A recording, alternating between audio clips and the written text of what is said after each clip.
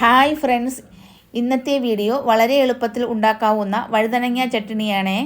അതിനായി 4 ചെറിയ വഴുതനങ്ങ അല്ലെങ്കിൽ ഒരു വലിയ വഴുതനങ്ങ എടുത്താൽ മതി.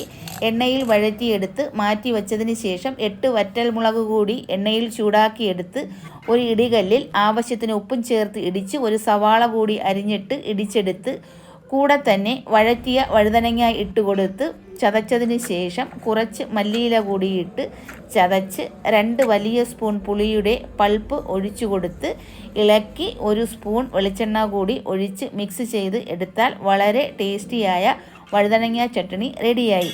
നല്ല ചൂട് ചോറും ഈ ചട്നിയും പപ്പടവും കൂടി മതി നമുക്ക് ചോറുണ്ണാൻ. ഈ വീഡിയോ ഇഷ്ടപ്പെട്ടെങ്കിൽ ലൈക്ക് ചെയ്യാനും സബ്സ്ക്രൈബ് ചെയ്യാനും മറക്കല്ലേ. ഇതുപോലുള്ള ഈസി വീഡിയോകൾക്കായി സബ്സ്ക്രൈബ് ചെയ്ത് സപ്പോർട്ട് ചെയ്യണേ. Thank you for watching.